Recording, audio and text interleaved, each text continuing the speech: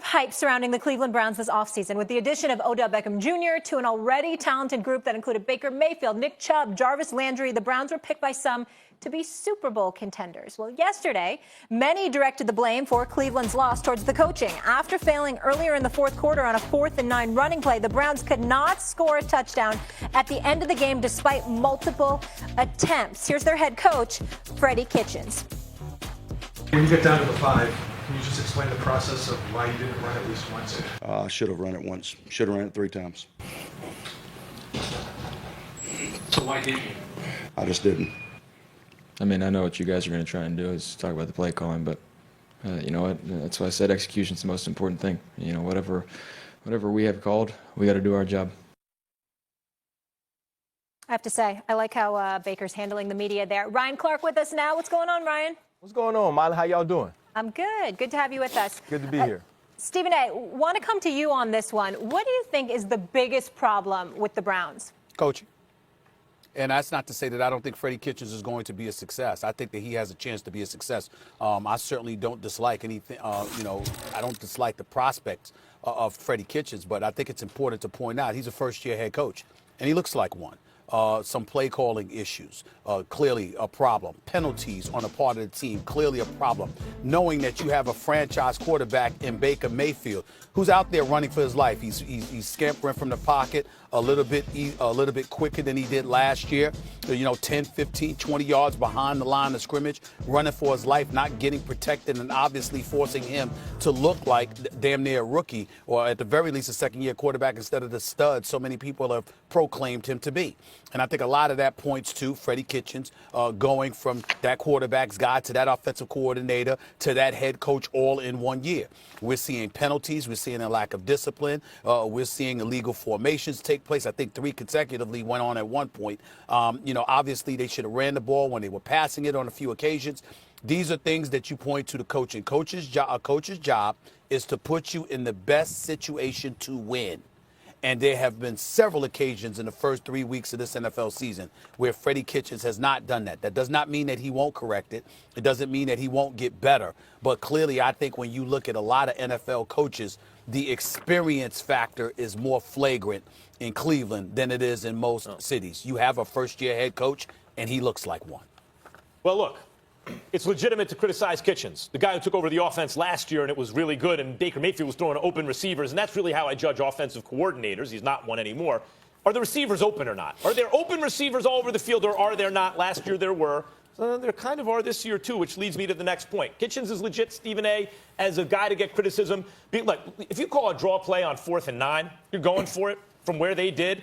If it works, you're a genius. It's probably not going to work, which is why people are going to call you an idiot, right, afterward.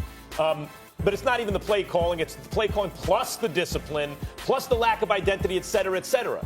But that's not even what I'm going to focus on. And I could even say the offensive line play, which has been a little bit maligned out of proportion early on. But when you're not that great and then you face Aaron Donald, look, it's not going to be that great. And I'm not even going to blame the offensive line, actually. It's Baker Mayfield. I love Baker Mayfield, but he is regressing.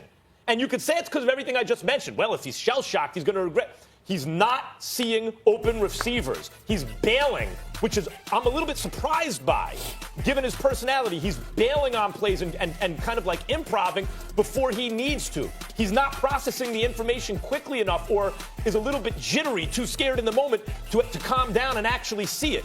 I think Baker Mayfield is going to be a great quarterback. I'm not saying a pretty good quarterback, an average high. I think he's going to be a great quarterback, and I saw signs of it last year, no doubt. And I'm even willing to say I think he's going to be fantastic by the end of this year, and the Browns are going to be okay. But if you want to say what's wrong with the Browns right now, their quarterback is regressing. He had a chance to win that game at the end, or at least tie it, and he blew it because he's regressing.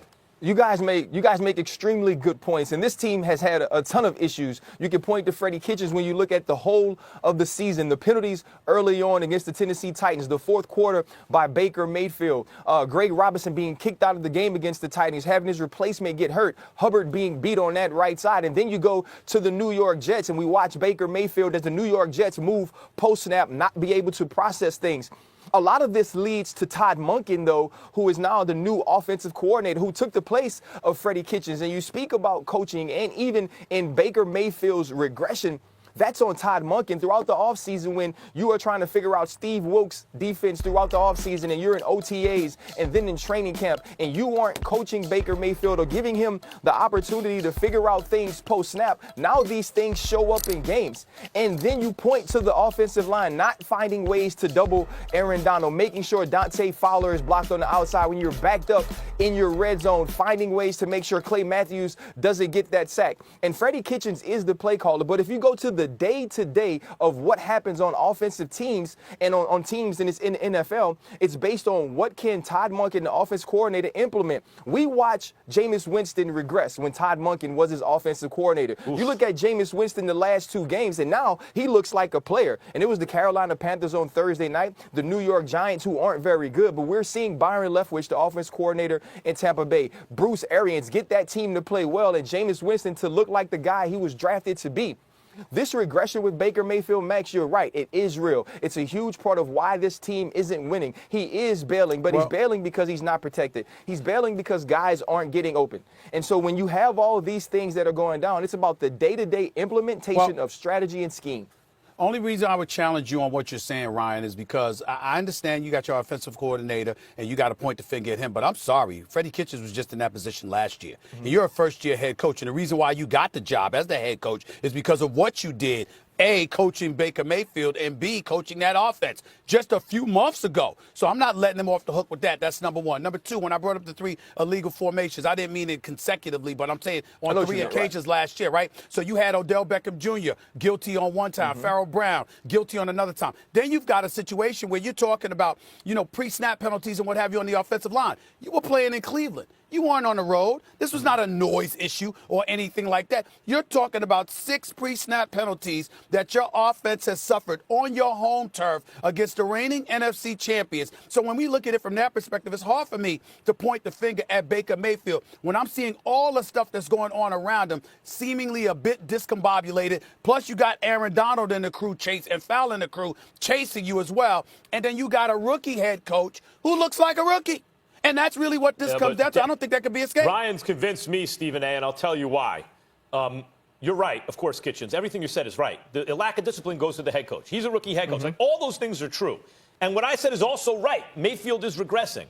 But when you look at the offensive coordinator, I think that's a tough point to beat. When you say, well, Kitchens was the offensive coordinator last year. Mayfield looked great. Everyone was open. A human being can only take so much. Like, I don't care, this dude is the coolest customer. I keep bringing this up, but Derek Carr was so mad about something I said about him. I said he looked early in the season like he quit. He didn't want it. He wanted to fight me in the octagon, right? I understand why that hurts a guy, but I'm not backing down from that. That's what it looked like to me. Yeah. I said the same thing about Eli Manning. I've seen Eli Manning with his helmet turned sideways against a ferocious Niners defense in the playoffs, turf coming out of his helmet, like someone should be knocked half dead, and he would pick himself up, and he won the game. He's a tough guy. But I saw him quit on the Giants a couple years ago. That's what it looked like to me. I'm going to say it. Muhammad Ali wanted to quit in the Thriller in Manila. Like, I don't care who you are. If Aaron Donald is coming at you, you are going to be nervous. You are not going to want that smoke. That's the way it goes. So it's not like I'm questioning really the kind of character Baker Mayfield has or his heart. You said you but were. He is, no, I'm just saying, he is regressing. And the question as to why, I think, Ryan, is a very good point. Maybe it's the offensive coordinator. Yeah, you just have to find ways to continue his progression. And the things that Baker Mayfield is good at is quick reads, getting the ball out of his hand. But when you see accuracy wane, it's not because Baker Mayfield has forgotten how to throw a football. We watched it at Oklahoma. We've seen it in his rookie year with the Cleveland Browns. He's accurate. The ball spins. It comes out of his hand with velocity. But we're seeing him be all over the place, and that's because of indecisiveness. That's because you're not prepared to find the holes in the defense, and the guy who gets you ready to do that is your offensive coordinator. The guy who puts you in the right position is him, and Todd Monken is not doing a good job. Molly, last quick point. Let us all not forget, we heard Baker Mayfield quickly say, I know what you guys are going to say. We heard Freddie Kitchens say, Don't blame the players. Don't blame the coaches. Blame me because you're going to blame me anyway. They seem to be thinking about stuff they shouldn't be thinking about. Maybe if you get your mind on football and stop worrying about what people are going to say, Stephen you'll A. end up closing the deal. I'm sorry, Marlon. The one thing I'll Yes. say about that, we all thought it would be a problem as far as the media and the way that these people handled themselves publicly if they were losing. They have lost and they've done nothing but say the right things. And so we can't be two ways with this and be upset that you think they're thinking about things outside of football I don't think because they said the right have the things. right point coming across. And the slow start is not unpredictable. Like, you figure right. they might start slow. Yep. So the Browns are now 1-2. It's not going to get much easier, guys. They have the Ravens, Niners, Seahawks, and Patriots. 3 of those on the road coming up. Ryan sticking around here with us. Much more to come on First Take. AB says he is done playing in the NFL. Should we believe him? Plus, Cam's backup, how about it? Led the Panthers to their first win. Should Carolina actually consider benching Superman?